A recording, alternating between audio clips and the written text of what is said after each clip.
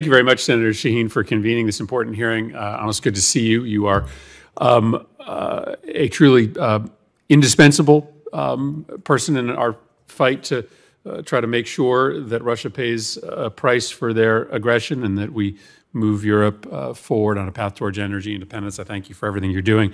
I'm not going to ask you a question about Saudi Arabia, but I know that you are deeply involved in the effort to try to unlock additional resources from our Gulf partners. I will just say I have been incredibly unimpressed by the commitments that they have made. I think there's great doubt as to whether it will actually move the needle on global pricing. And I also note that at the same time that they're increasing production, they're also increasing their official selling price for refiners in top destinations in Asia and Europe, signaling that they are still very much looking to use this crisis as a means to increase their profit taking. And so I think we have a lot more work to do on that front.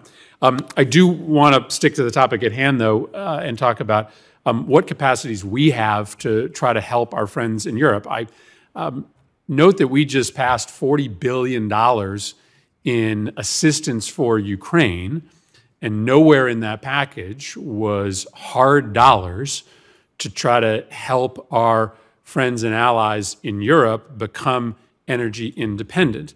And that remains very strange to me that we spend billions of dollars on our Russia and Ukraine policy, and yet we don't seem to put real hard dollars into the projects that are necessary to break these countries free from Russian dependence. Senator Shaheen and I were in Serbia about a month ago, and they were talking about a small project to lessen their dependence on Russian gas, in which their shortfall was $20 million.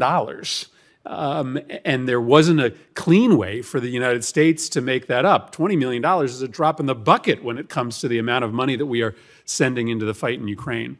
You and I have had this discussion, but just for the record, shouldn't we as a legislative body be thinking about giving the administration additional tools with which to use on the European continent to try to help some of these energy independence projects that sometimes have trouble getting funded through European or private channels?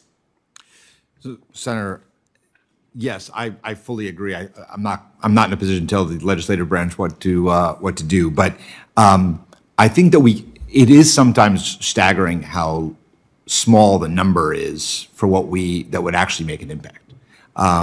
And as we look at, and I don't want to only focus on the gas side, because you're right, when it comes to Bulgaria and Serbia, their total demand is 3 BCM a year. That's it.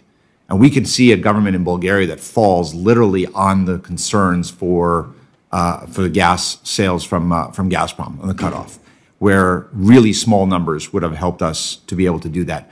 And that doesn't necessarily mean that the U.S. taxpayer should pay for gas in Bulgaria. That's not anyone suggesting that.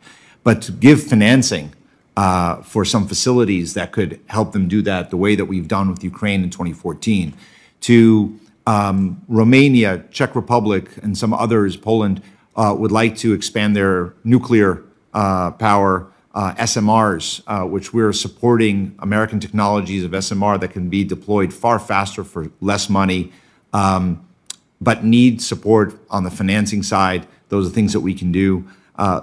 Changing around some of the routes from Central Asia and other places around the East Med could benefit from our support as well. So there are things that we can do if we had the resources and the authorities to do that through the DFC and others. So listen, I think it's simply extraordinary what you and your team have been able to do. You mentioned Bulgaria. Behind the scenes, we have, I think, provided substantial help and assistance to Bulgaria to try to manage this energy crisis. I just argue that there is more capacity and more tools we could give you. Senator Johnson and I have written and passed legislation increasing DFC's capabilities, but we can do more. Can you just give a word? My time is up, but can you just give a word on India?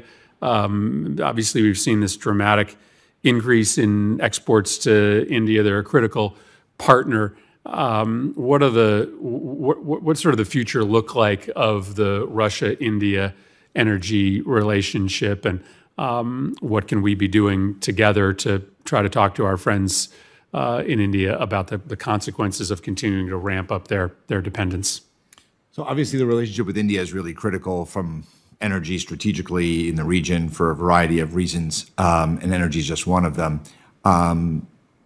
In my conversations with them, I've said, look, I understand, we don't have secondary sanctions. I can't ban your purchases, but as you increase your purchases from Russia, I would ask two things. One, don't go too far, and don't look like you're taking advantage of the pain that is being felt in European households and in the United States. Second, make sure you negotiate well, because if you don't buy it, nobody else is. So you have an advantage here. It's a very difficult conversation because the Indian economy is so dependent on these imports, and their inflation is worse than ours, and the impact as such a big importer compared to U.S. being a producer, it hits them a lot harder than it hits us. So it's a balance.